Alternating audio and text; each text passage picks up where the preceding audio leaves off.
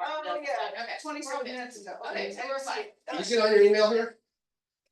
Would you do me the honor of signing into your email? What's the key email? Dustin, I sent out a cartridge. Oh, it's notification. I just want you to click on the link and see who did it without any issues. Okay.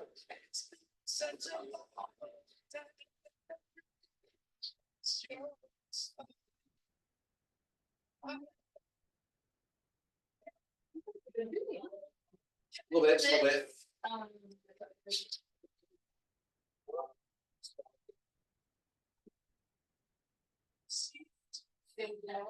Yeah. Morning, Patty. Good morning. Come on in.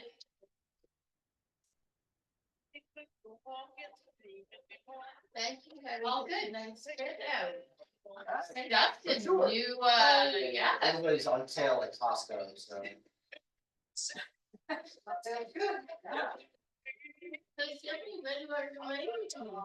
Across the street? I don't know. I just wanted to make sure that you can get out there any like password issues.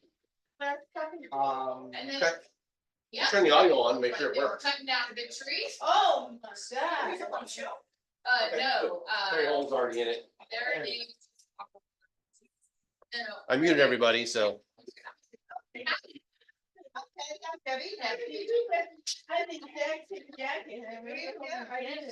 Okay, that should be able to capture anybody who's chit-chatting.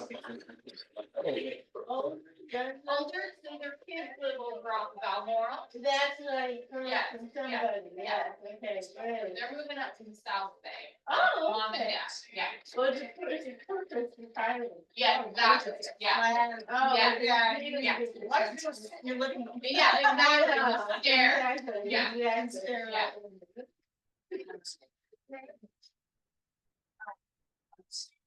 I'll think of it. You did a great job. I was just asking. Reference to the kind of. So our house in Rossmore moved into it. It's gonna It take moves quickly. months, Yeah. months of moving, Yeah, getting rid of stuff. yeah. And Hard. when I saw it was the cracker party, it was perfectly ready. I like the floors. I think it's interesting. They were stunned. The sun had been damaged where like if you move the carpet, like, oh my god, that was the color that used to be. That's sort of the thing. So if they didn't buy the exact same rug, Cool.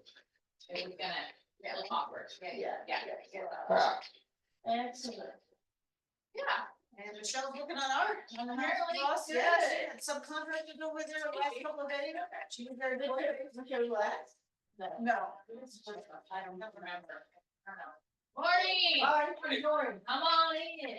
You know what, I'm gonna grab the jacket. Okay, yeah, it's not a summary out yet. Yeah. Hi, guys. Hi. was 106 yesterday. I know. Was it? Not today. Not today. Wherever you want to post on. Yep, favorite chairs or use one whenever you like. Yeah, a couple extra. Dustin.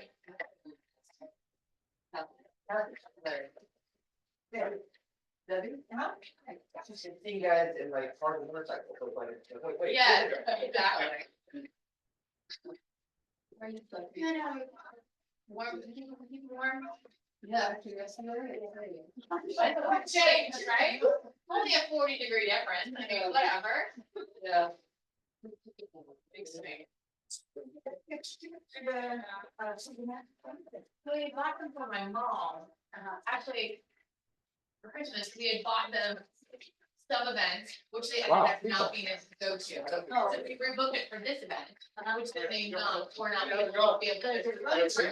Yeah, exactly. My brother ended up. How are you? Good. You find those polls? Yeah, I did, thank you. Yeah, Yeah, that would have been. there's someone else. Also. I can't imagine how I would use a 9-foot or 8-foot pole.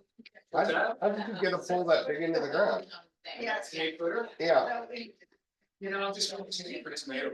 oh, okay, So I that's all it's for. we just want something that's smart. You know, Yeah, those things that bend it. the wooden poles and like this big around, so bring more tension on this. Yeah. So we're just supporting. We're good. So. But I can go. Morning, Loud? Steve.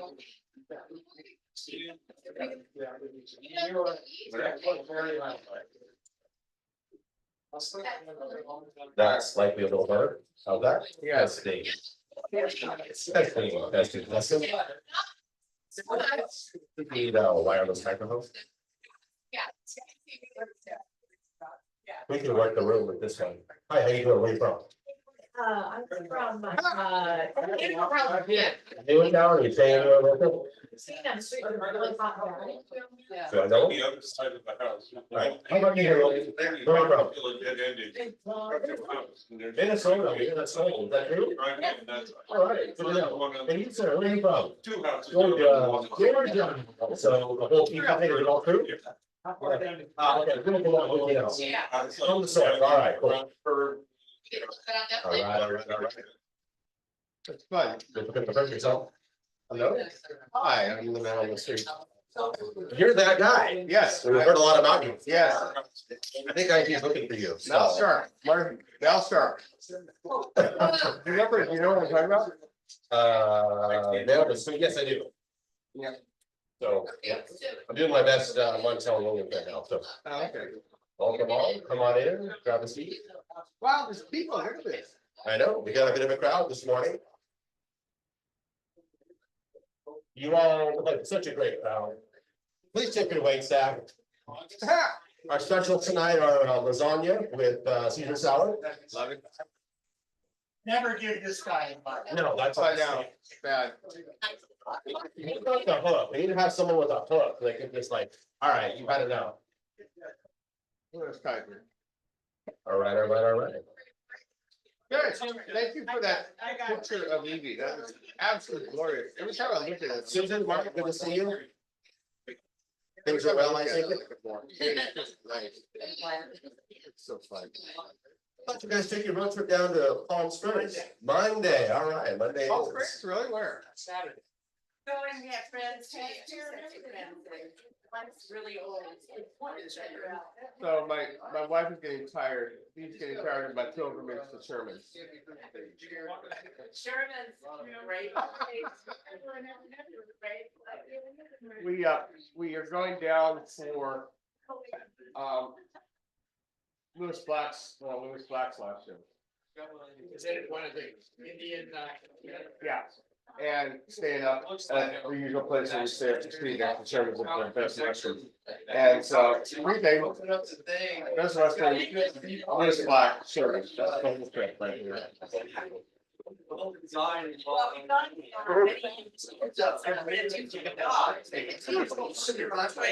Yeah. yeah. Dog die. Oh, So we're gonna go down and say hi anyway. All right. Everybody, we'll be starting again in just a few minutes. yeah. Thank you, Dustin, for hosting. You want to roll with the microphone? You're welcome. Councilperson Jenkins, thank you for making it this morning.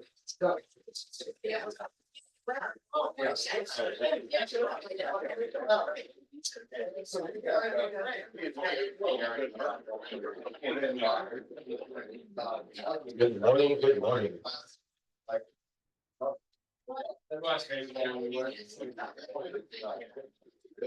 All right. Park this right here. And our hobby, so we're down the rocks. And we did-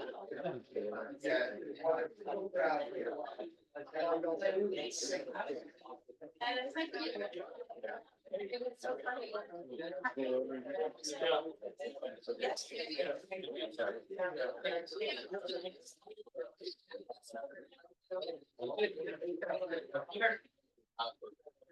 Oh, right. Sit in it.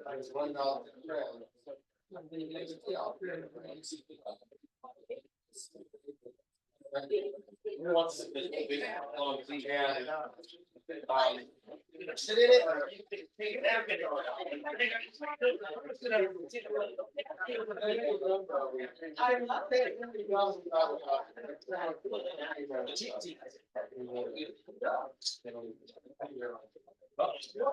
All I see.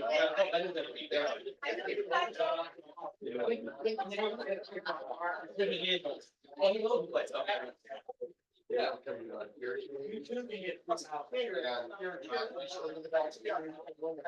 Yeah, well, that's even faster than that, they get to even less. Yeah, we got you, Brad. Turn your back off and you're drunk, please. Oh my God. Have water?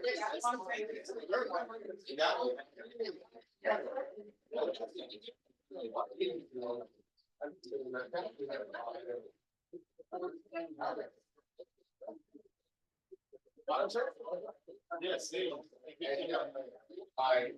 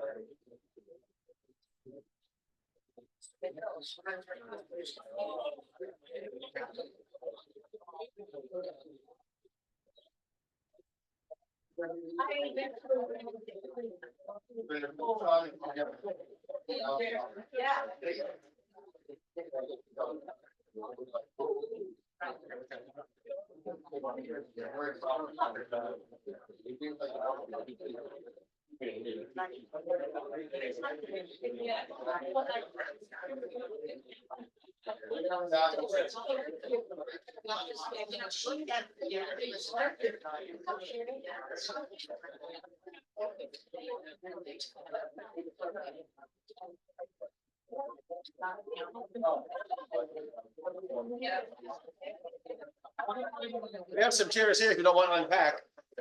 That's all right, we'll do it.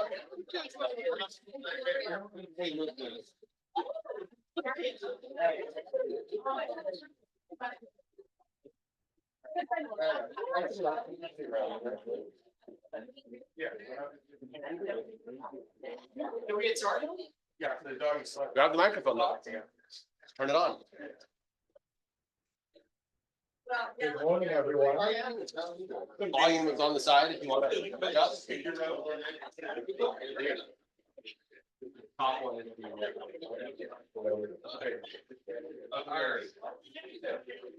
Good morning, everyone. Can you grab a seat and get started in about a minute? I'm gonna try to stay on time.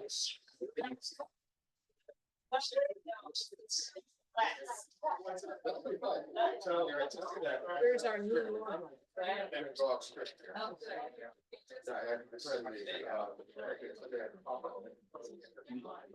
So we have from the side to the entrance.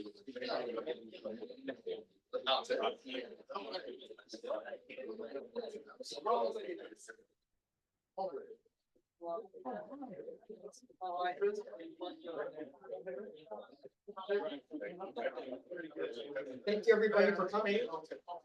You grab a seat. Get started.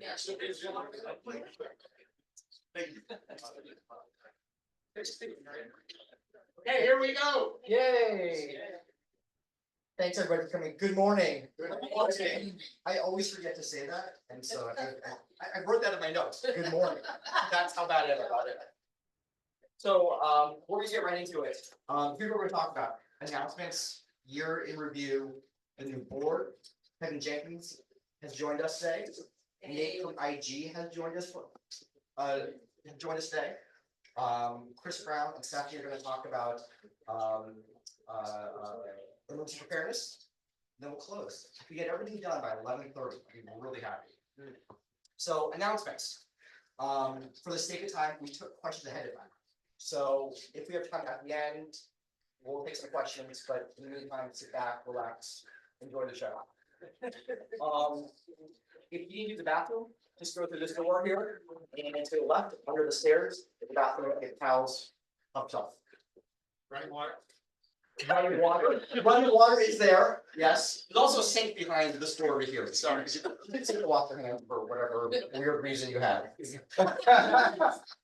We have a new logo. It's clearing logos too, so this is the main logo. And this is our condensed logo and security council logo. Alright. But back to the main logo. So to whom do we owe the artistic ability?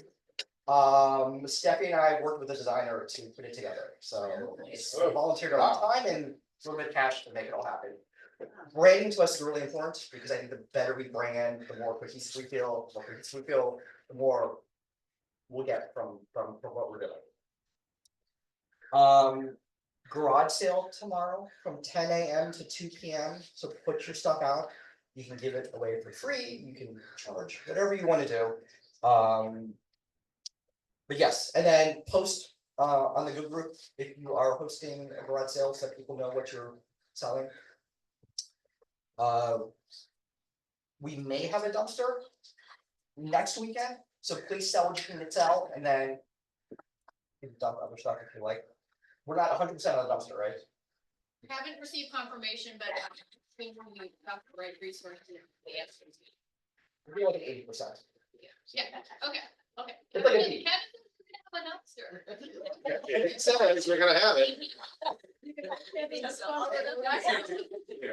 Gratitude. We will post rules about the dumpster, so it'll be super clear, but in short, try to break things down so it gives more space for everybody else. The trash can't be higher than the top ledge. And if we run out of space, bulky pickup is a good alternative, so, okay. And the last one is every month we send out a monthly crime bulletin. And we want to make sure everybody gets that. We send it out through the Google group. We put a lot of time and effort into it every month. So please make sure you just look at it once every 2 months or so, okay? All right, let's talk about a year review. So what have we accomplished in the last year? The typical events we always do are the annual block party, National Night Out, and the Halloween parade. And those go successfully every year. Here are the things we've added. So right now we're doing regular emergency preparedness trainings. We got one every 4 months, so 3 a year. This is our second annual garage sale. This is our second annual town hall. We did a Share the Love Donut Day in February. I think everyone, or a lot of people went out to that, free donuts. How do you not? We're having consistent bi-monthly meetings. So if you aren't coming to the meetings via Zoom, please join. You can kind of see the inner workings of how we're making decisions and what we're talking about. It's not a lot of whining and complaining. We're actually getting stuff done, which is nice.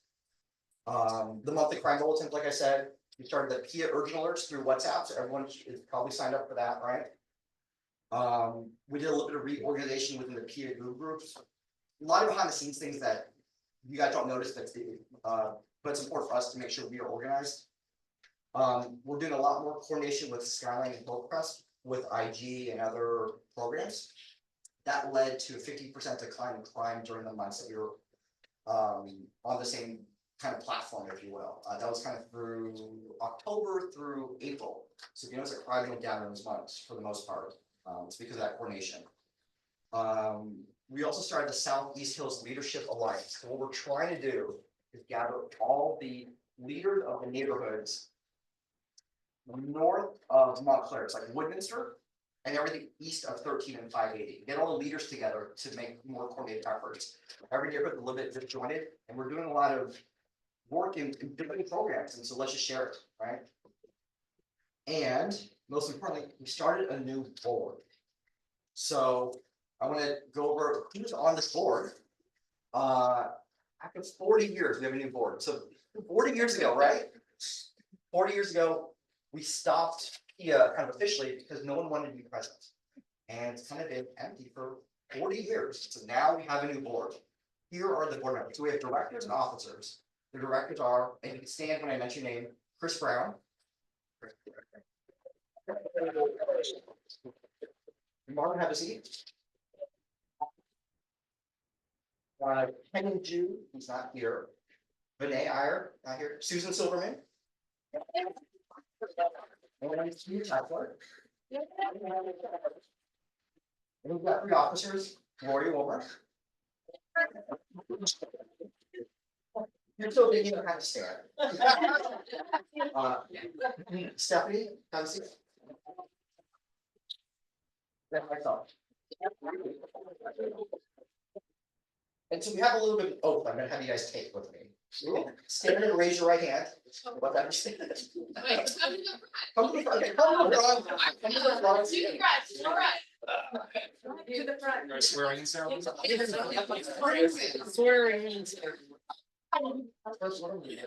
Well, just wait, no, just you wait. So you don't have to, just listen and say I do at the end.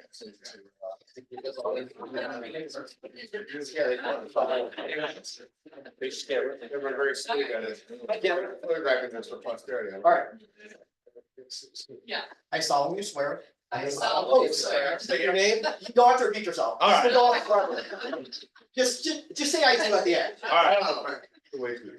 I solemnly swear, under the perjury of the Parkridge Estates Improvement Association bylaws of 1975, to protect our neighborhood against crime, coyotes, and runaway cardboard boxes, Oh, God. to give the right of way to pets over pedestrians, to never cook a block party hamburger beyond well done, to give out Halloween treats that are gluten, nut, sugar, sodium, dairy, soy, and shellfish free. I swear to adhere to the principles that no one cares about, organize events that only retired people come to, and hand out flyers while saying, thanks for throwing this away. Oh wait, we're in California. Here, a tree sacrifices life for you, not throw this away. Right there. I swear to prioritize the board responsibilities over marriage, kids, and dire hospital visits. The only exception is for Oakland A's games. We will revising this after 2025. Change your Uncle Ballers. Yeah. I swear to procrastinate my PEIA responsibilities and host happy hour when overwhelmed. I swear to not participate in a drinking game when people send unnecessary emojis over WhatsApp because I'm overwhelmed hosting a happy hour. In all seriousness, I swear to make decisions in the best interest of the residents of Parkridge Estates and to serve proudly and honorably. I do.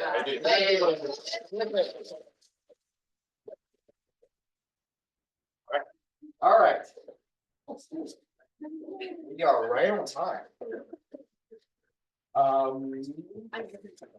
Is Corey or Joey now?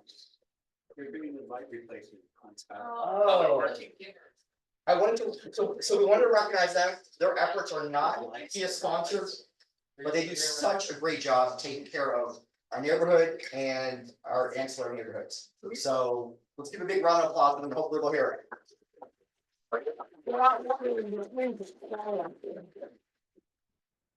Our first speaker, Kevin Jenkins. Kevin is born and raised in Oakland, parents were Oakland school teachers. His career has all been Oakland, through and through. He's Oakland, so he's here. Thank you so much. So last year you spoke about 3 core goals. If I remember correctly, it was crime, roads, and quality of life. That sound right? Okay. So let's talk about each one individually. Crime, what solutions have worked, what hasn't worked, and what's kind of coming in next year for you? Yeah, crime has been out of control, so I'll never lie to you guys. Crime has been embarrassing, right? The reputation of our city is something that is deeply troubling to me. I mean, people from out of town don't want to come to Oakland, right? We've lost in and out, we've lost different restaurants, different businesses. And so crime has absolutely been out of control. Now, stats will tell you that crime is going down, but crime is not about statistics, it's about how you feel. Can you go outside and walk in the middle of the night and you feel safe, right? Can you leave your doors unlocked to your car, don't move it to your house, but nothing will be bothered? Can you go to downtown Oakland and your windows won't be built? The answer to that is no right now, right? And so we have to be honest. If we're not being honest, we're not going to be able to get better, right? So recently, one of our board members was in the Oakland side around the chase policy. Martin was in the Oakland side about Oakland chase policy. So right now, chase policy is that police can only chase for violent crimes when there's a gun involved and there's an imminent danger to life, right? So criminals are very smart. Some are smart, some are dumb, right? The ones are in jail, the smart ones are here. But they understand that there's a chase policy, right, or lack thereof. And so what we've done at council, Councilmember Reed and I have sent the policy back to the police commission saying that give us some updates, right? Let's look at this and let's come up with a policy that makes sense. If you look in San Francisco, the voters have said, no, we want to allow the police to chase. Now, the juxtaposition is, right, police chases can be very dangerous, right? There's the loss of life that can occur. A lot of them end up in accidents, and property. But I think we can come up with a measure and balanced approach, right? And so if police are able to chase at 3 a.m., maybe that stops some of these breaking into businesses, right? If the perception is there that police can chase for burglaries, maybe people don't do so many burglaries. And so that's one of the policies that we worked on. We have a new police chief that came in from Texas, and he's getting up to speed, right? One exciting thing is Mills College, now Northeastern, is going to have a police force, and they're going to sign an MOU with the City of Oakland, and they will be able to go out blocks into districts, right? And so what that will do is free up officers to go to other parts of the city, right? So Mills College, I sat with them Friday, right? And so if everything goes well, they can be up and going in the next year, right? And it's important to free up our officers to do more things. Also, Councilmember Reed and I worked on a real-time crime center, right? So we realize Oakland Police is understaffed. For a city our size, we should have more officers. We don't have the officers. While we don't have the officers, we need to look at the technology. So real-time crime center thing, Buffalo Wild Wings or a sports bar with all the TVs and games up there. And so this will be surveillance with the license plate readers and everything. And so we will partner with San Leandro and Emeryville, because when criminals, they do tend to come into Oakland, right? But it doesn't stop at Oakland. There's Emeryville, there's San Leandro and everything. And so with that, we're going to get that up and going, right? So we directed the city administrator, so that should be up and going within the next year. And so we have to make these advances in technology, and we have to get rid of the perception that Oakland is open for crime, right? Too often that has been the case, and people will come into Oakland and do things because they believe that they can get away with it, right? The illegal dumping is absolutely embarrassing. And I've said it before, and I mean it. I don't think Oakland should be a garbage company. I think we should be enforcing the laws and holding people accountable for illegal dumping. I was talking to Ms. Connors, and I'm going to send a letter to the district attorney and find out if she's going to be prosecuting for people who are illegally dumping. Right? I mean, it seems like it's a nonviolent crime, but it has impacts on us as impacts on our children. I was talking about crime, right? Yes. Okay. But we can go into all of it. Can you speak a little louder? I'm sorry, I'll put the microphone to my mouth. Yeah, is that better? Okay. So we have the real-time crime center. We're looking at changing the chase policy. The police force at Northeastern, we're doing anything that we can to improve public safety. Holding the CBOs that are getting money accountable from the Department of Violence Prevention, right? We have a nonprofit mafia, and it's the same nonprofits getting money all the time. And it's okay if you're delivering results, but if not, this is the public's money. You have to be cut off. And so with the new police chief, I am hopeful, right? But we will keep pushing with policy and keep attempting to change the perception of Oakland and holding people accountable. Wonderful. We have a quick question. Can we open for questions? Yeah. I think we should get through all of them, but I think we'll have time left over. Roads. Same question. What's worked, what hasn't worked? What's to come? Yeah, so the alpha and omega for like almost everything in California is Prop 13, right? Prop 13 has some really good points, right? Because when we buy our house, we have the same property tax that we pay, right? So Oakland was paving roads every 30 years before Prop 13. Once Prop 13 hit, it was every 80 years, right? So we're an older city with rough roads. You notice when we do the potholes, 4 months later, 5 months later, they are coming up. So we have Measure KK, we have Measure U, which is money for roads. But check the Oakland pavement plan and see where your road is on being repaved. If it's not on there and there's been a pothole that's been there for an amount of time that you deem too long, that could be anywhere from a day to 2 weeks, 3 weeks, please feel free to reach out to me and I'll make sure that Public Works comes and fills that hole. Some roads are just holes. Yeah. Quality of life, same thing, what's worked, what hasn't worked, what's happening next? Yeah, so I think everyone in here is proud to be Oaklanders, right? Without a doubt, we are really proud to live in the city. But we have to be honest, right? The criminals have gone wild on the chaos in the city, right? I imagine quality life as you can go to the store and not have to worry about being robbed. You can bring your family members here and they're not saying, should I fly into Oakland, right? Teams want to be here. And so our quality of life has definitely taken a hit. And we have to continuously work to ensure that we have a high quality of life. That means holding people accountable that are causing chaos in our communities. That means attracting businesses here, and it's pretty tough right now. That means retaining our small businesses. That means providing like safe streets for you guys. And so it's a continuous process, and we will continue working on it. So these are questions that were submitted from the audience, and you mentioned, a little about potholes, what's being done to address them. Can you dive a little more into sort of potholes in general and how the roads actually have to get repaved, or time span of these potholes, or lifespan? Yeah, so potholes, filling the potholes is not the greatest idea. It's the resurfacing of the street that really needs to be done. With the potholes after a rainy season, they're going to come up. And so it's important to look at the 5-year pavement plan, right? And you can type in just Oakland 5-year pavement plan and you will see where your street is. I drive up by Hanson, Keller, right? They have some horrible roads. You wouldn't think that this is a first world country, but just look where the pavement plan is. And if you feel that your street is too far out, just let me know and I will try to talk to the mayor about upping your street on the list. Speeding on Skyline Boulevard and also Powell Road, Brook Park.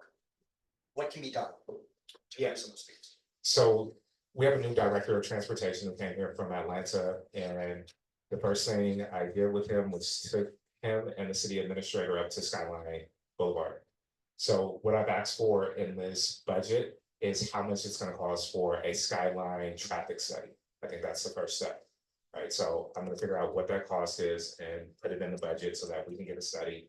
I don't think a study's been done in some time, right? There's also enforcement, and then 2, there's different tools and techniques that the Department of Transportation is thinking about that they can use to slow the speed of traffic. It's talking about the lanes and widening lanes. I'm not an engineer, he's an engineer, so what I can do is have him come back and talk to you guys so that you guys are aware of kind of his plans and his hopes and his visions, but we realize this is a problem.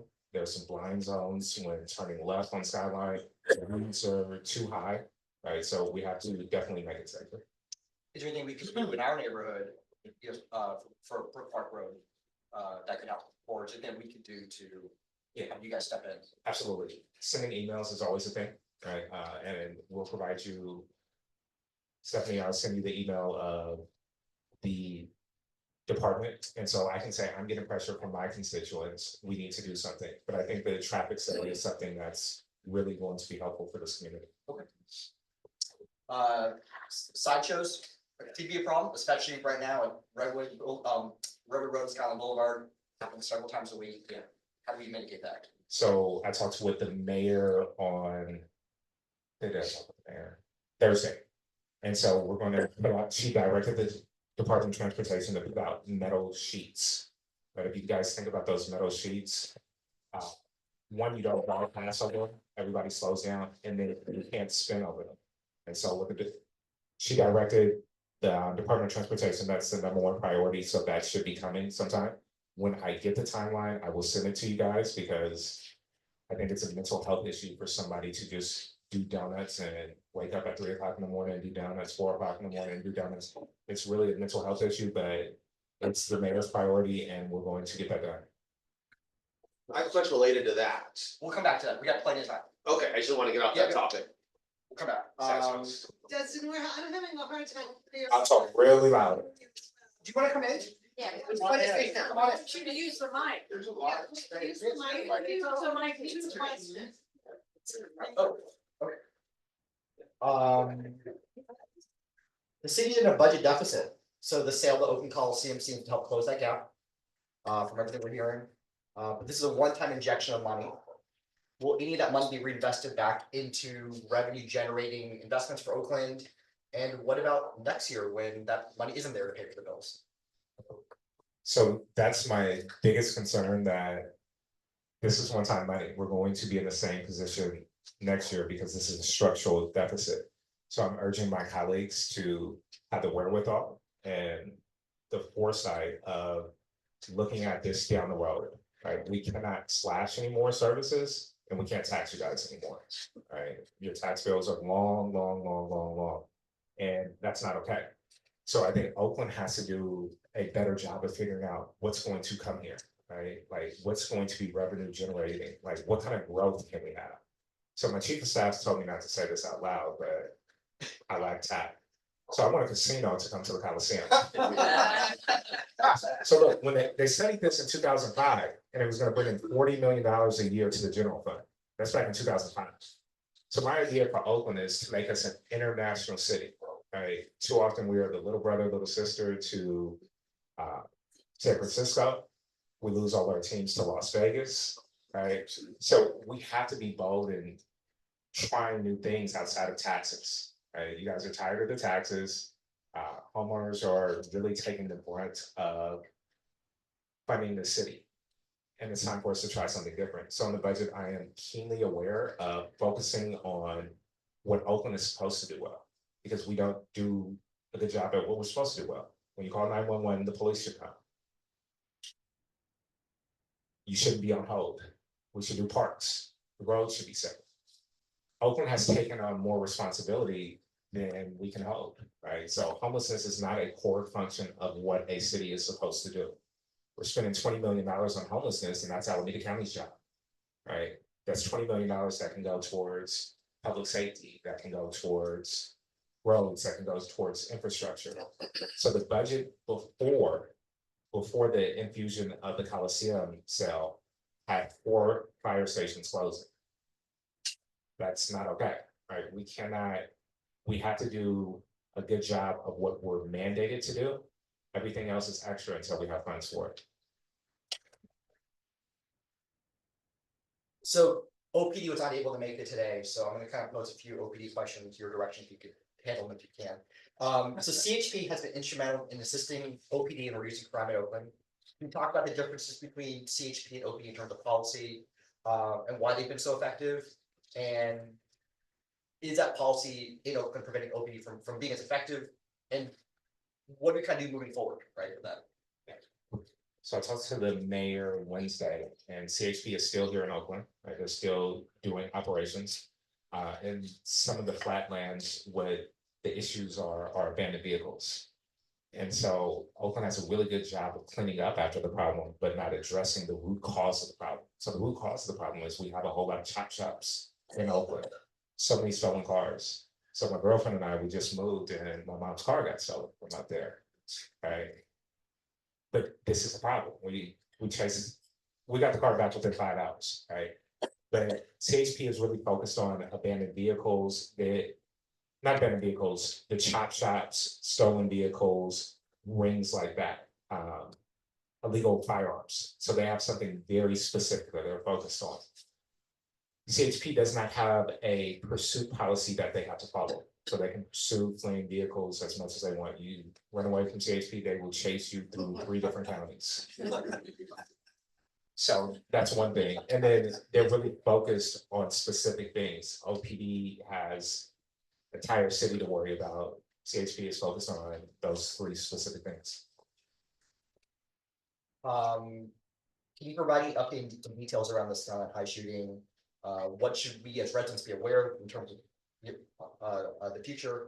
And do we know if OPD was even originally on scene, and if they weren't, why weren't they there? So I'm up to my neck with OUSD, right? And so I talked with the mayor's office, the director of public safety, and she tried to get the principal of Skyline to do a walkthrough with the area captain. Right? And try to connect them with the area captain. And in that, she asked the area captain, did the principal ever communicate with you? The answer was no.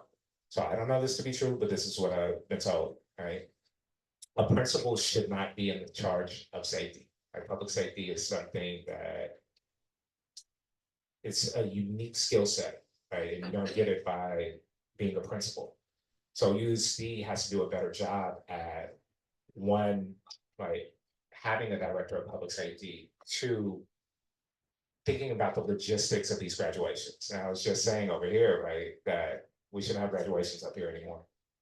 I think it should be at the Paramount, somewhere where they can really control the crowd, right, and you can have backup.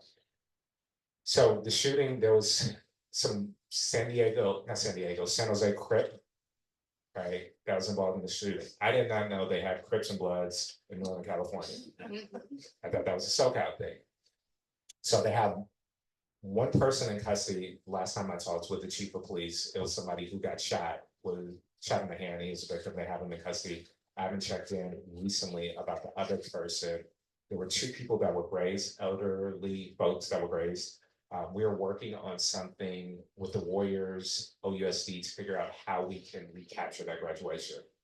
Nobody should have one of the happiest days of their life marred by stupidity of people getting into it in gun violence. So my office, along with the Warriors, along with OUSD, is working on seeing what we can do for these seniors and really try and recapture that before they go off to college and do whatever they will do in life. Okay. So we're running ahead by about 10 minutes, so we can open up the questions right now. So, I just, Steve, you had a question? Yeah, I just had a question. We were talking earlier about Oakland being a place where others come in and perpetuate crimes. Is there, do we know, I mean, is how much of the crimes being perpetuated by people that live in Oakland versus people that are coming from other areas to commit crimes in Oakland? That's a really good question. So our Department of Violence Prevention keeps pretty good track of this. So with the trafficking, right, it's people coming from Stockton, right? But some of the robbing is people coming from San Francisco. There are some Oakland folks doing it as well.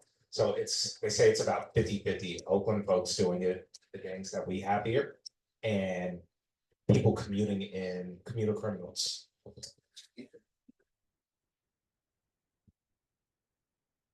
We'll work our way this way, and we'll make sure everyone gets a chance. Go ahead. You mentioned popular opinions a little while ago. Is there ever any discussion or any hope of ever rebuilding the Oakland Parks and Rec to what it was prior to Prop 13? Can you repeat the question so everyone mentioned?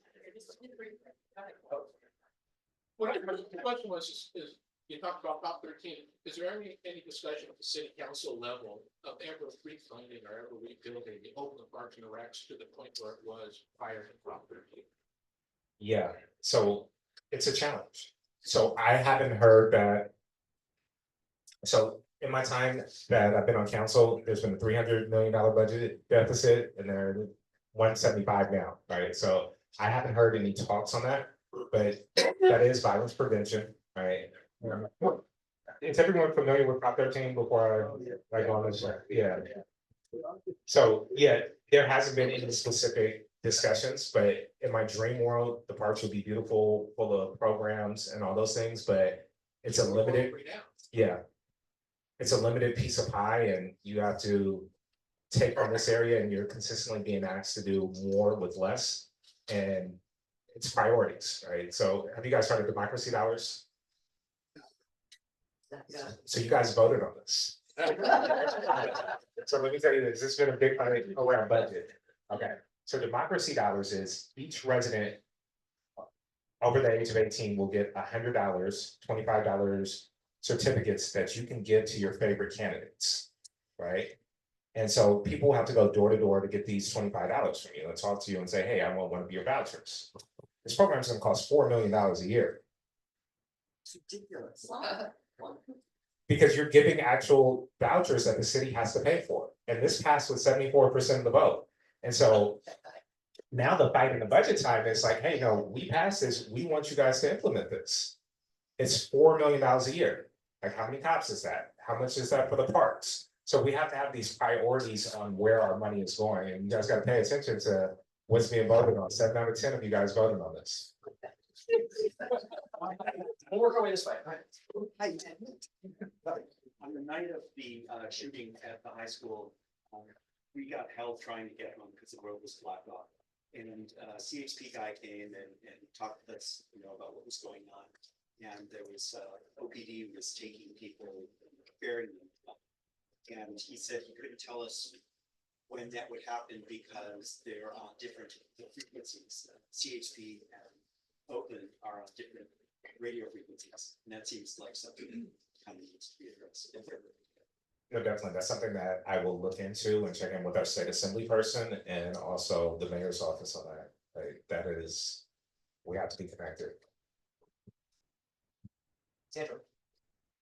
I want to get a little bit of clarity on this paving schedule. Back in 2017, there was some grant that a 3-year grant to pave streets. And as citizens, we could input what streets, if we lived on a street that needed to be repaved. Then in 2019, they scrapped that, put a new 5-year plan in. And those of us, I live on Surrey Lane in Sequoia, and our street's horrible. And so we got pushed back to the very end of the 5-year schedule. So if you did not ask for your street to be repaved, how were the other streets prioritized? Or because some were left off and some have gotten worse over time. So do the citizens need to do what if they need to get other streets put on that list? And can you push ours up? That's a good question. So I took the Department of Transportation director down on Surrey Lane, but I didn't last about like 2 minutes because I did not want my tires to get popped. So I'm serious, the street is that bad, and the residents are dealing with that, and it's a lot of seniors in that community, some new folks in that community. So I think emailing the director of transportation, and if you want to work with me and set up something with the NC and the director of transportation to come, we'll do that. And we have to advocate and say, hey, is it possible? Can you move this up? So the 5-year pavement plan, they did it based on equity versus like need. And so that's why we have what we have now. There's been talk about potholes.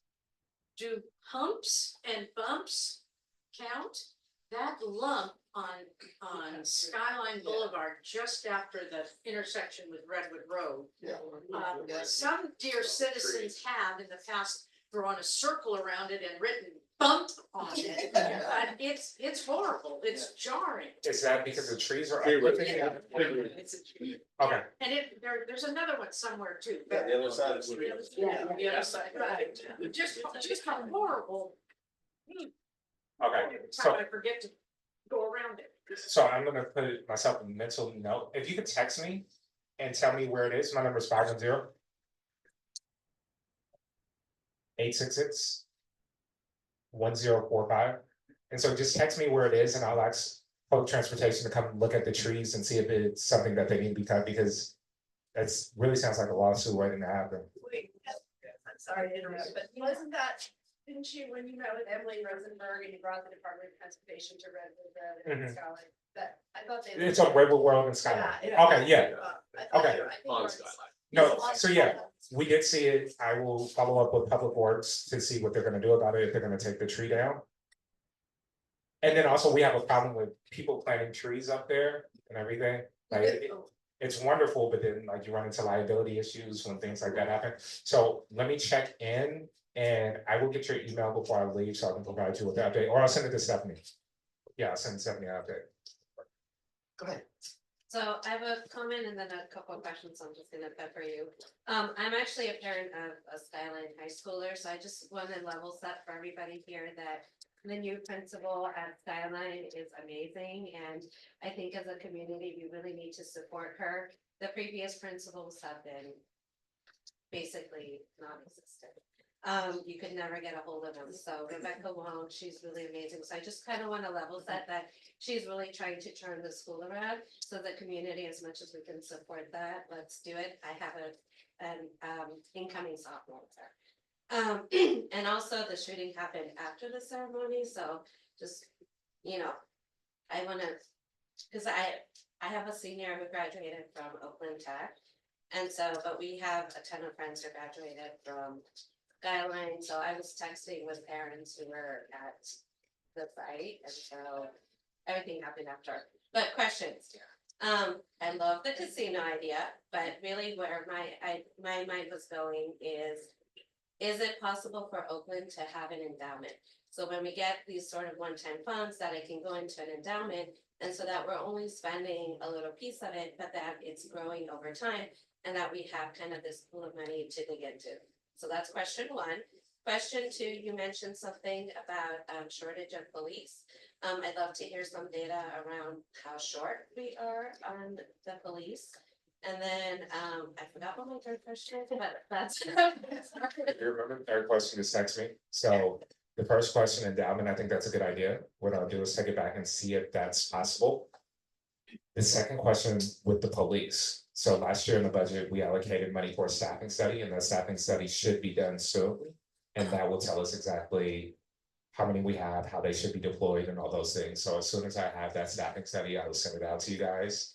And I remember my third question. Also, you know, with city police, you know, you talked a little bit about homelessness, but a lot of it has to do with like mental illness. And so, you know, how much is OPD sort of affected with trying to deal with these other kinds of problems that are not necessarily policing, but people that might need different kind of support that they don't necessarily have training for? And what's sort of the plans and things around that? Absolutely, that's a really good question. Right, OPD dealing with things that really aren't germane to what OPD is supposed to do. Right, shouldn't be sending police officers to deal with like mental health crisis. So we have macro, and I have my real challenges with macro. And it's not based off of like what we're doing as a city, but it's based off of state laws. Right, so macro can basically come out, check you, give you a blanket, water, and some fruit. Right, they cannot force you into care. No one can force you into care. So right now we have a pilot. It's called Care Court, and this is in Alameda County. Alameda County is in charge of implementing this. And basically, at the really basic, it is if you are manic,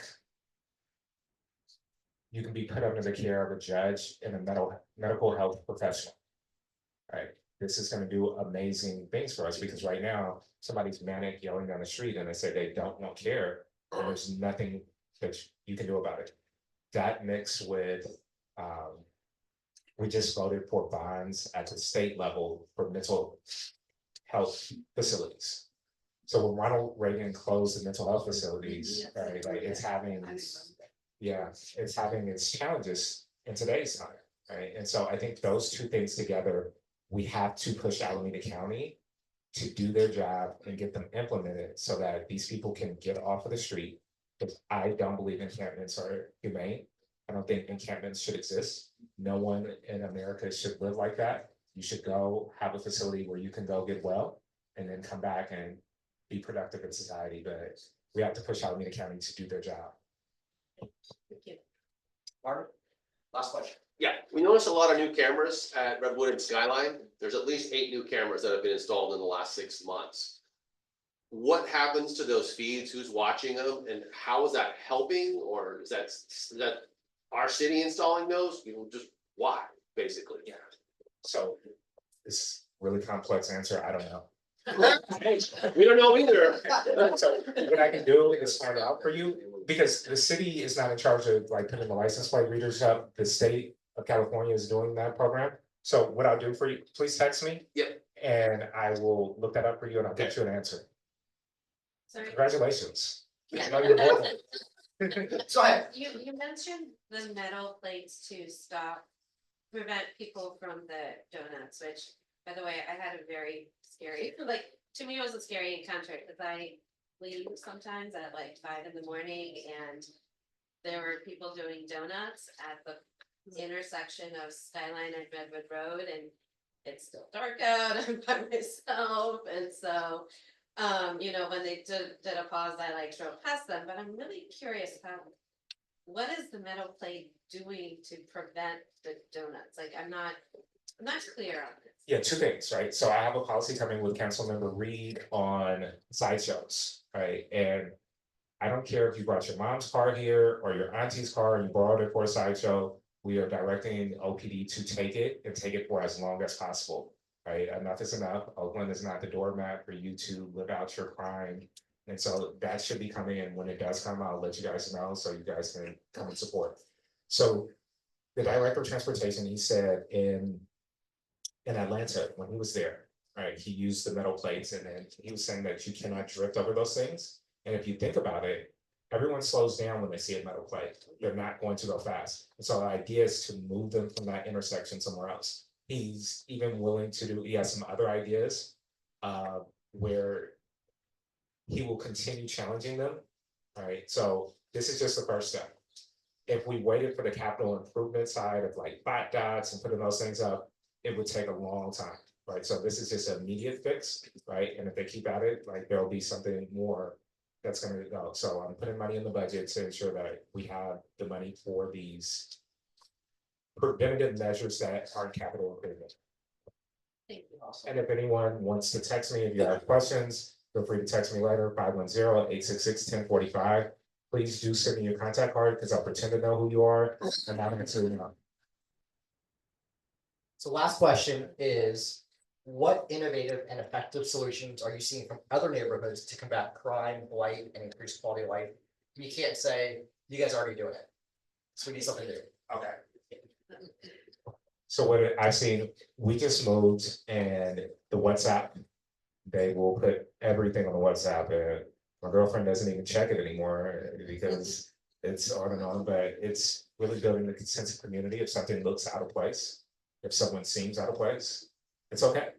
All right, it's okay to say this person seems out of place. You're not, I saw someone driving and he was in a Hyundai with no license plate, with one of the masks on, with the door popped out. It's okay to call the police because I don't believe he was going to work. Now, if I'm wrong.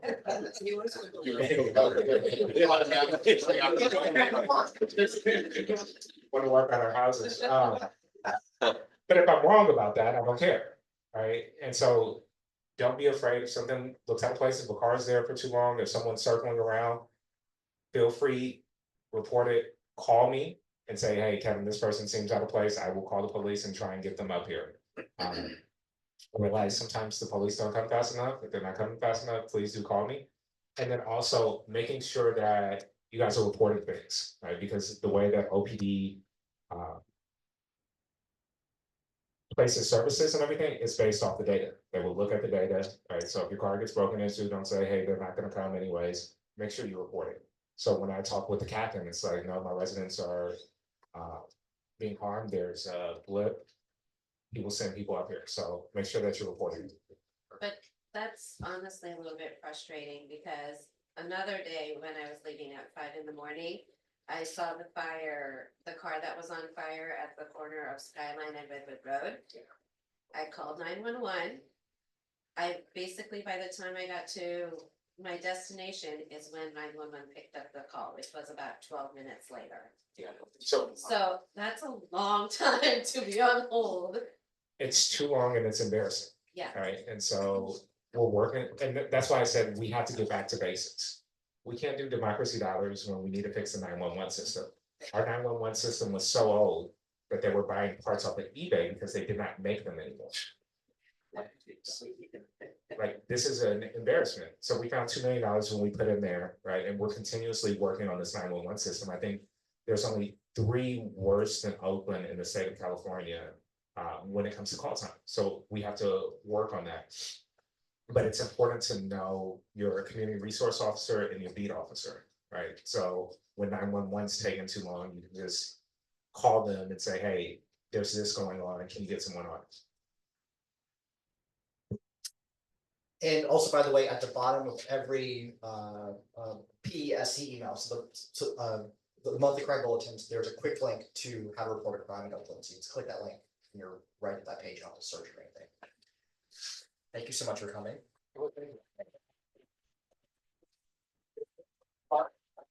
You guys pay my card, business cards? You guys can raise your hand, say, you know? Nate, come on up. Oh, thank you. Thank you.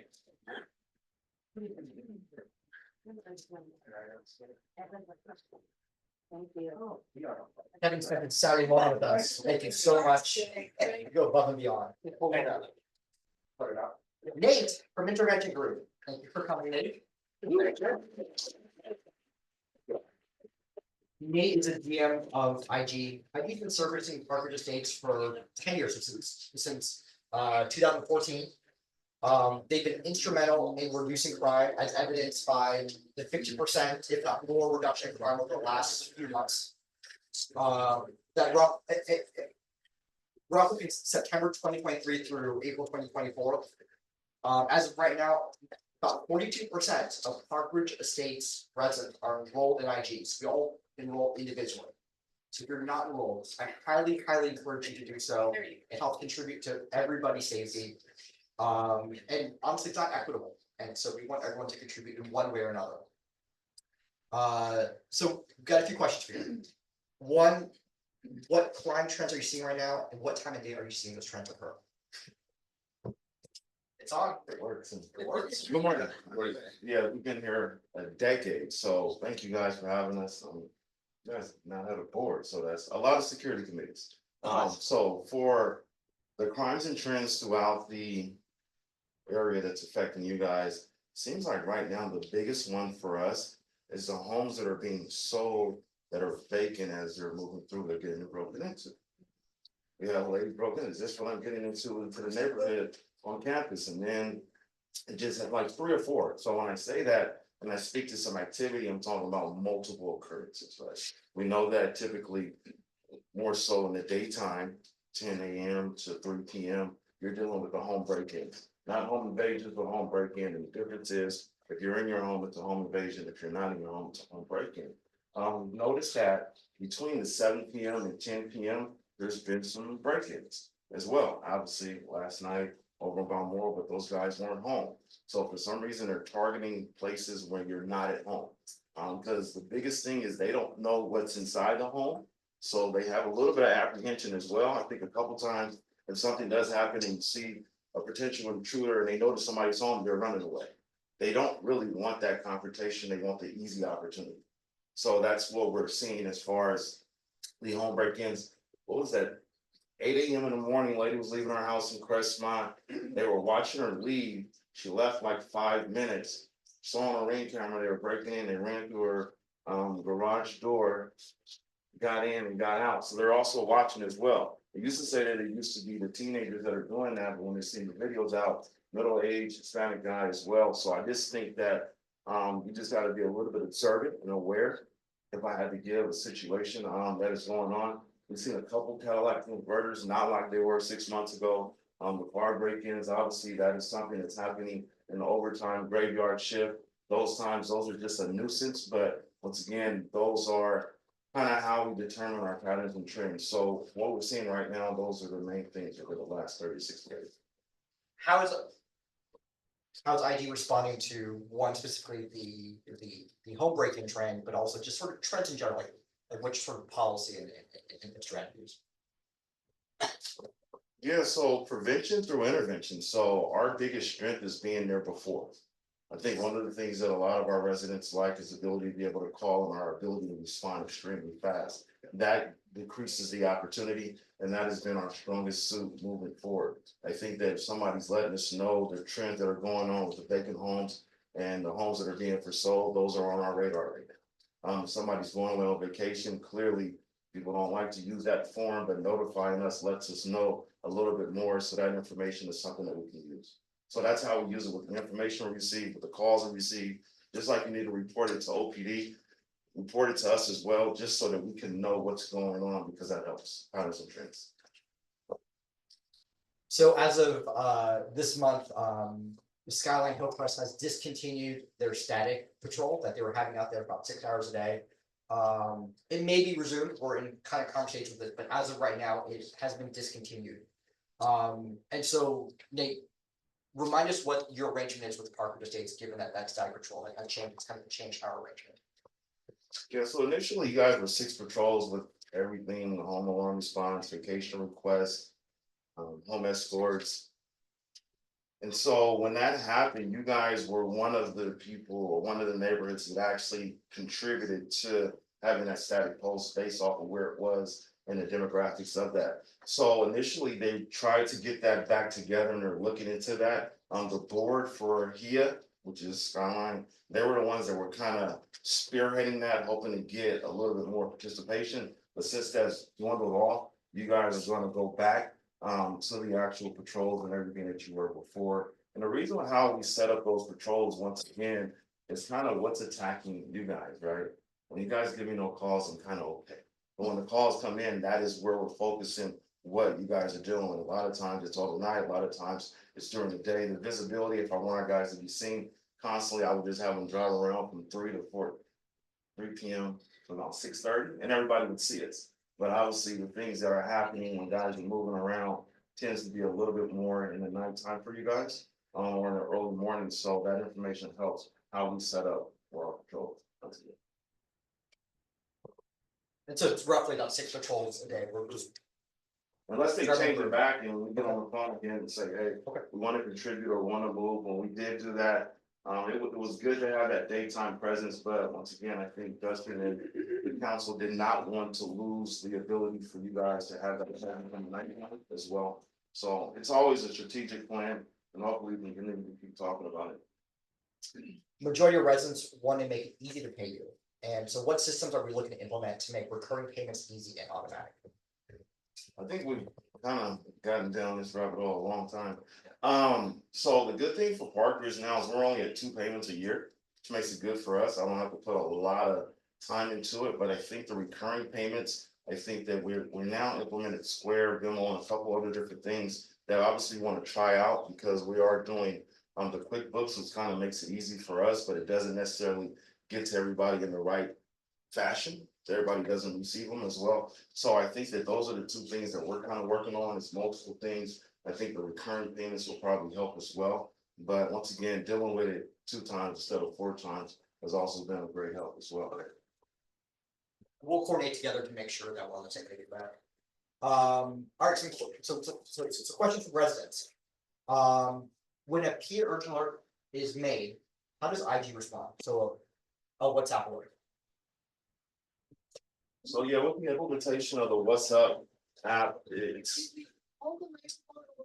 Thank you. You got it. Yes. I didn't even hear the question. Oh, sorry. The question was, how do we respond to alerts, whether it be WhatsApp or whether it be a phone call? Some people do email. If something's going on, how do we respond? And obviously with the WhatsApp, we treat it like the Yahoo group a little bit. It's a little bit different than, that. So if we're saying that we're going to respond, it's normally that we receive a call as well. So we're kind of going to that responding party. So if it's coming from multiple sources, we kind of have to dictate how that is, and hopefully the responding party comes back. If they don't respond, we want to work that. So that would be something that we can streamline with how we receive our alerts, because it could be a phone call, or if it's WhatsApp, if it's general with the WhatsApp app, we're just really going to say we're responding. And once again, once it's over, it's over. It's going to be detailed. It's probably going to be to the person that is there, because we tend to call the person because that number and information is there.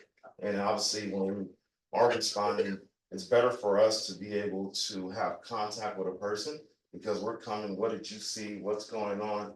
Because everybody kind of gets on a little bit later, and it kind of gets lost in translation if you're just sitting back and forth, just texting for us. When there is an urgent alert that is put out, can IG respond, hey, we're on our way, give a little status, or even a conclusion at the end, hey, area clear or whatnot? Yes. Okay. The answer was yes. What is the cost of additional patrols? I know it's kind of a very broad question. Yeah, so we just look at the monthly costs overall, and then as many people as you guys can have, it just affects the price. So I think when we did the static sitting roaming car for Parker, I mean, for you guys with Skyline, it was $40 an hour.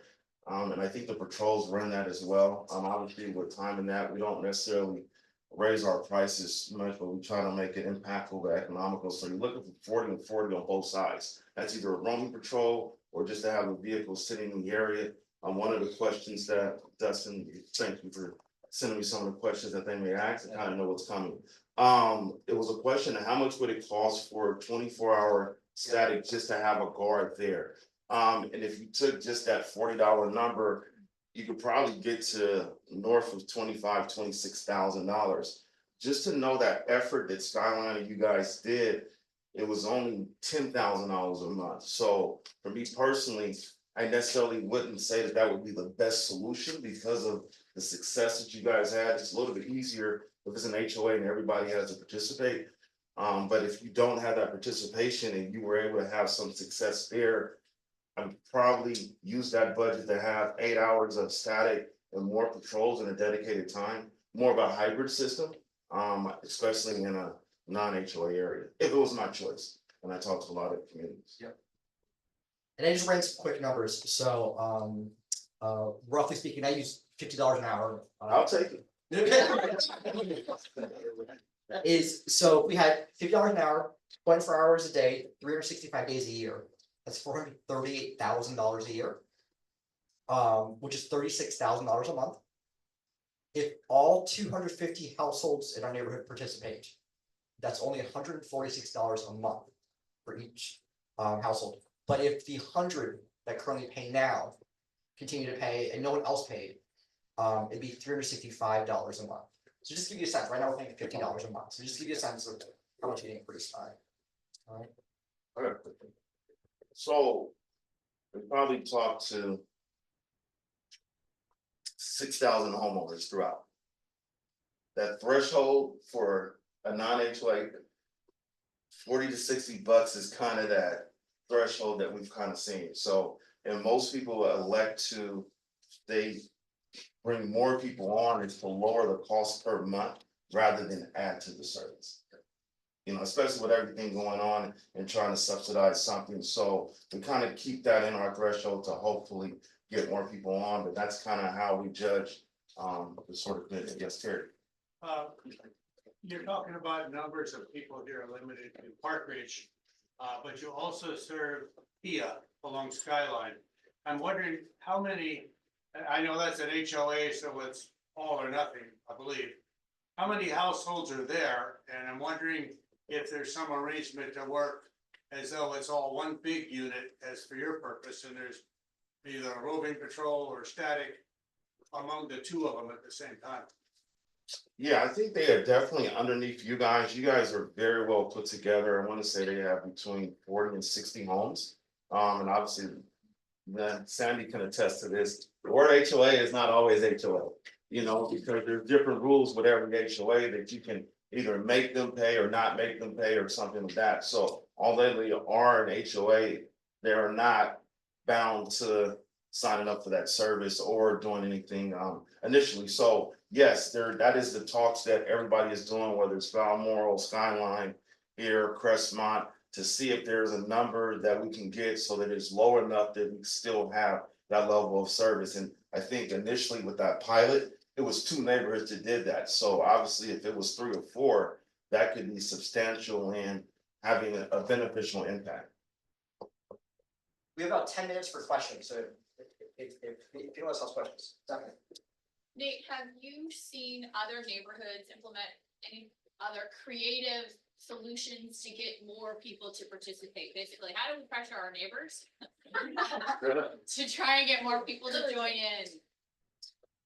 Yes, we've seen a lot. You guys have been a great neighborhood to do that. But I think number one is just getting to know your neighbors as you guys are doing and setting up more things outside of security that are important, and people will tend to get invested a little bit more. Your retention of the 100 is almost, if you're in HOA, that's over 50%, everybody's flying in. When you look at the other neighborhoods that we have, it's between 35 and 40%, so that 10%, as difficult as it is a great number. But I think that has been the block captains, the parties, the communications, people's lives are constantly changing, so to stay on that security committee, that just shows the effort in a volunteer position. But I think that you guys are on the right track. I gotta say that the number one thing that is going to tip the needle, we've always talked about it, is crime. If crime takes off and it's something crazy, people are gonna be like, whoa, because it's just an impact society from a reaction standpoint. So being proactive has helped. For the other neighborhoods, this is something that everybody is necessarily doing, and we noticed that the ones that tend to pick up and get a lot of push is once something happens. Fortunately. Any other questions? Yes. Nate, what is it about IG that deters crime? You don't intervene you just show up. What is it that makes crime go down because of IG? Yeah, I think that for me, if I was I answered that question from giving you guys the potential. First is the third party person that is responding, not the homeowner. So you have somebody that can actually go and talk to somebody that necessarily doesn't belong, good or bad, right? That's the first thing. The next thing is anytime that somebody sees that security vehicle, whether it's us or not, everybody doesn't want to see the police, right? So the red and blue lights is what we want, but that other vehicle decreases that opportunity. And I think that what makes us extremely effective is the fact that we're effective deterrents by making people pause to decrease the opportunities. Because a lot of companies won't go and engage with somebody that is doing that. And that's one of the things that I fear for our guys being unarmed. I mean, you gotta understand, these are the Oakland Hills, so everybody's been migrating up here for years. So for us to go to a car with guys with masks on saying, hey, how are you? What's going on? We have to be very strategic in what that is. And sometimes I have to send multiple vehicles. So that presence alone and our ability to respond extremely fast when a crime isn't happening has been our success over the years. Henry, you have a question? Oh, yes. Oh, good. Mark, do you have a question? No, I'm good. Okay. No other questions? All right, so then the last question, which is the same thing I gave to Kevin Jenkins, which is what innovative and effective solutions are you seeing from other neighborhoods that we can implement that we aren't already doing? I think that some of the neighborhoods around are doing, you have 1, 2, 3 areas to get into. Yeah. One of the things that we had not discussed that you guys have looked at is maybe potentially putting some barricades up that are removable, but can still be there. And obviously, they're gonna say, well, if the city gonna approve it or the city's not gonna approve it, they're not gonna take your 911 calls. I mean, you might as well. I mean, this is something that has helped, because anytime anybody comes into your area is an opportunity, and we just like to decrease those opportunities. Where you put them, how you put them, who puts them up and down is one of the things that we've seen. We've also seen the stickers in different communities, whether it says Park Ridge or it has your logo or something, and that lets people know that it's a friendly car as you're walking around. And obviously, because right now, when everybody's walking around and you don't know who's who,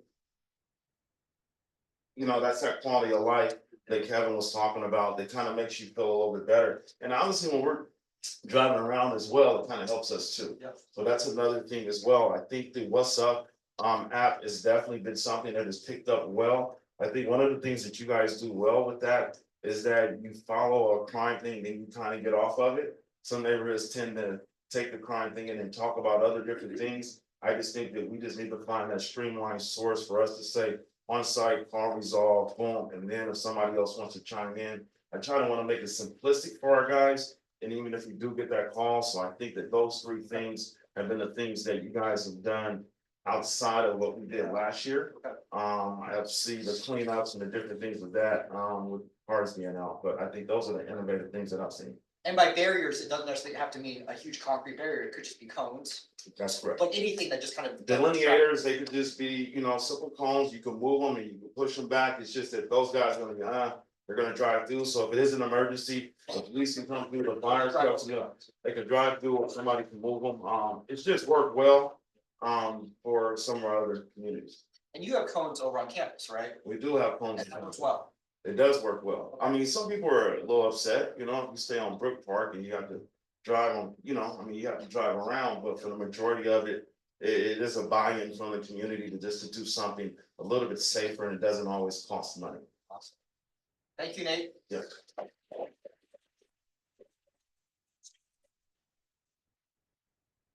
Next up, Chris Brown. I don't really know exactly what your agenda is on the start, Okay, I'm Stephanie, this is Curtis. In addition to all of the fun things that we try to do with PEIA, there are some serious things that are easy to put off, right? Emergency preparedness, maybe not the most fun topic that everyone wants to spend hours doing, but critically important and something that Chris and I feel passionate about and wanting to help better prepare our community just in case. So Chris has taken the lead in addition with Martin and Terry and Steve has assisted us in a radio communications class. And why don't you tell us a little bit about that and how people can get involved and when our next session is next weekend? Okay. Hi, thank you so much. Can you hear me? Is this accurate? Yeah. Okay, so the radio communication class, this is the GMRS radios.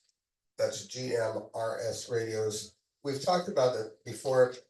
They require a federal license, but they're a nice interface to the broader area of Berkeley. There's a repeater in Berkeley that goes all over Oakland. And so with this tiny thing, you, by going to the repeater, can reach other parts of Oakland. The real feature of that, the value of that is that in an emergency, we're going to need to be self-reliant up here. That was the whole idea behind CORE. It's the whole idea behind CERT, that as a community, we're going to be sort of cut off. Their Oakland Fire Department is going to be busy. There's a massive city here. And it doesn't take much to imagine how you get 1 or 2 apartment buildings falling down in an earthquake. And most of the emergency response for the city is going to be there and not here. In addition, we have bridges that go over Highway 13 that cut us off. So that leaves us with Grass Valley and with the fire station down on Skyline at the bottom and our own station up here. That's it for us. And those people are not going to be there. They're going to be leaving as soon as the emergency starts. And so the radio communication is key for us to be able to coordinate within the community. So if somebody has an emergency during those times, they can talk to each other. In addition, we've talked a little bit about crime. The WhatsApp app is wonderful. We can augment that with a little bit of radio communication. It's a lot faster to pick up a radio and to be able to say, hey, there's people over on Skyline right now. They're coming in, they're coming up Park Ridge. It's instant. It doesn't require typing. And so I know some people are put off by the idea of typing.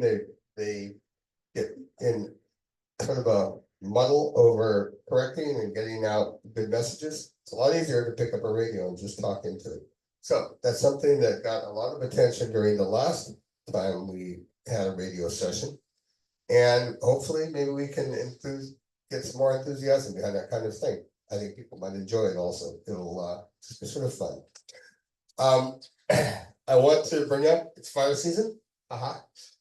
And so we're getting into that. So for everybody who's doing home hardening, we can have Doug come out again and talk with us and have another hardening discussion about how we can improve our house's resiliency to fires from other areas. It's important that we be resilient. This is kicked in with the state of California in a big way because the insurance companies are not relenting in their leaving, even though people are putting money and time into hardening their homes. And so one of the things we need to do to be able to win this and retain insurance coverage and get people to reinvest in insuring in these areas is to make sure we follow through with the home hardening.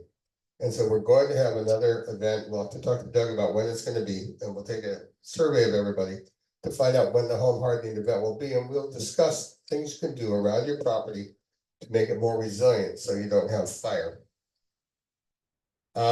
Finally, we have the Oakland CERT organization, the core.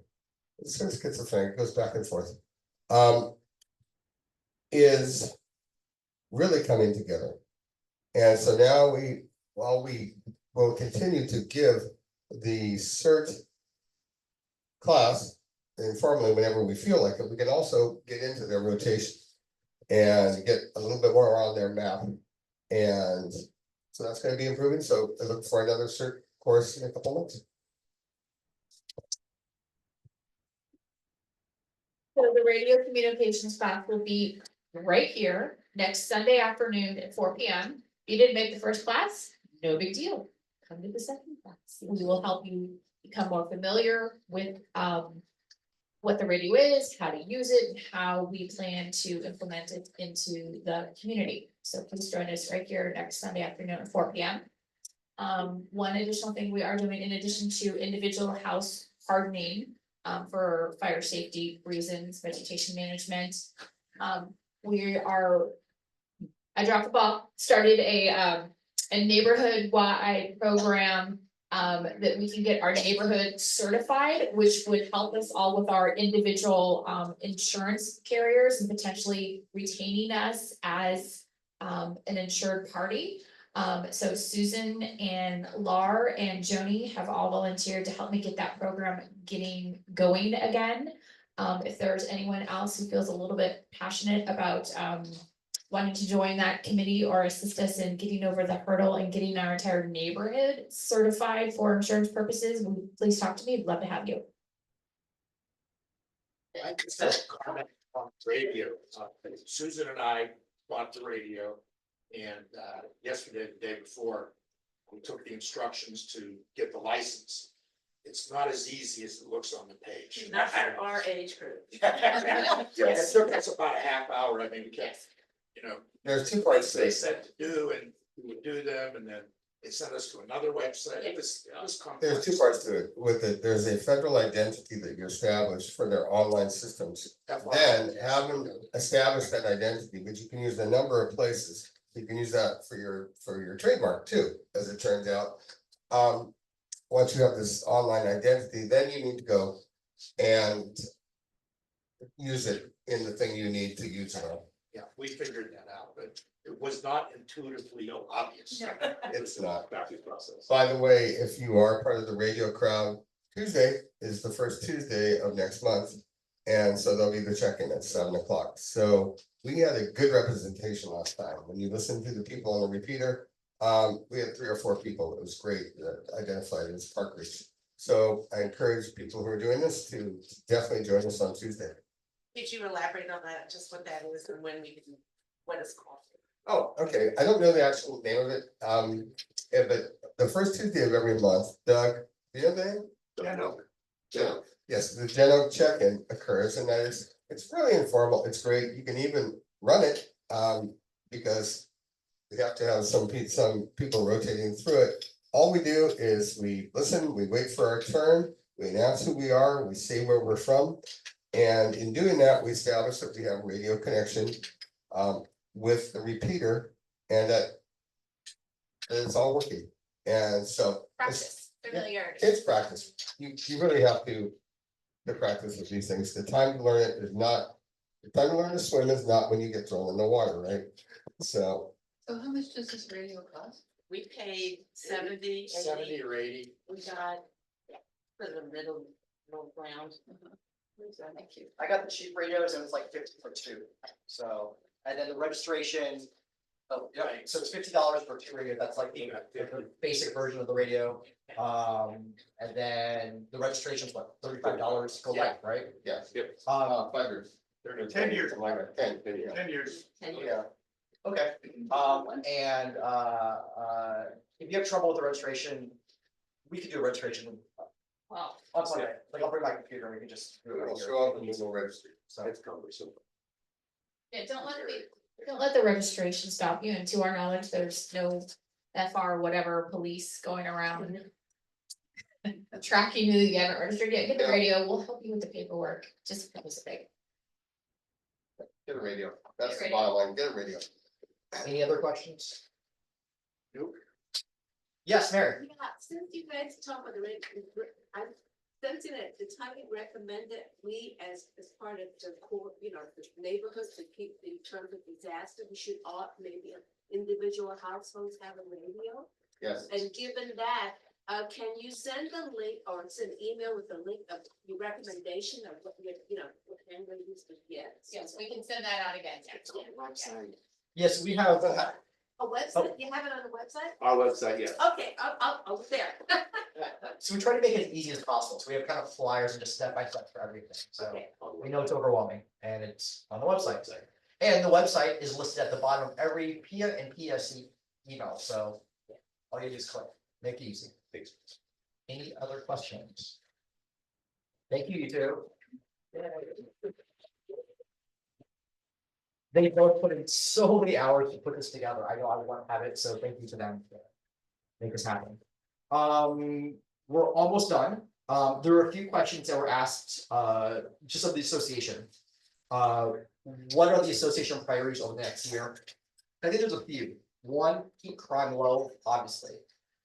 I think at this point, for us, I think it's more about coordinating with other neighborhoods. So the big task is really trying to get other neighborhoods to be a little bit more vocal and just get all the leaders together. We want to keep having regular events around the same time every year, so just kind of reliable, right? Like the block party, it's every September, the second Sunday, we just know that. We're gonna try to make this annual meeting, not in June, but probably more like a mid-April through early May. Key to evolve and develop our emergency preparedness. Get more residents to participate. So thank you so much to you guys for coming out. Please encourage your neighbors to come out and like on your way here, just ring every doorbell.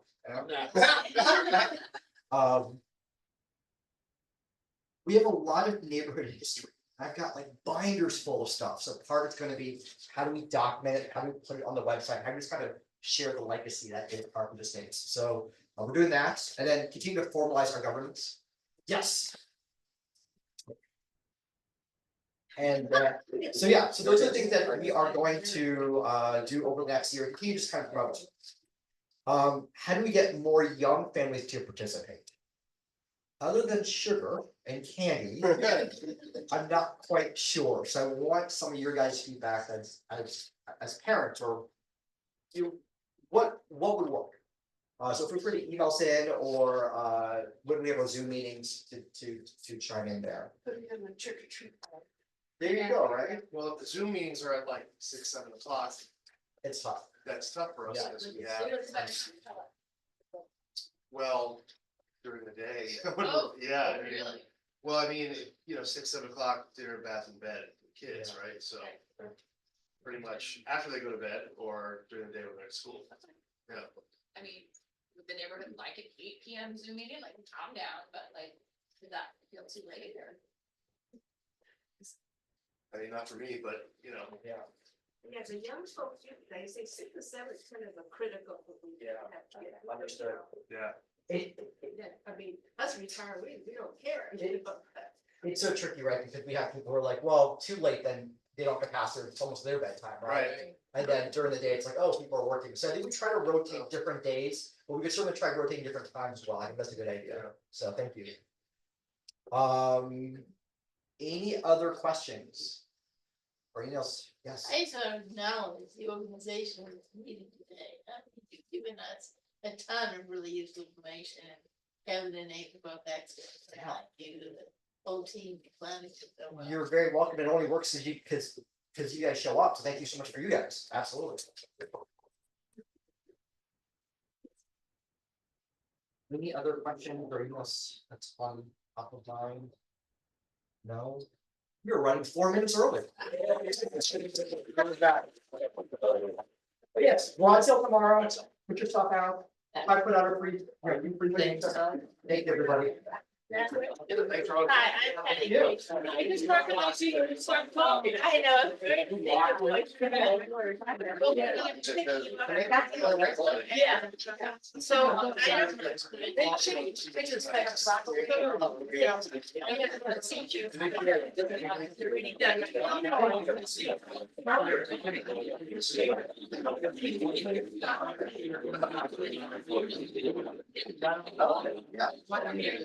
You guys are.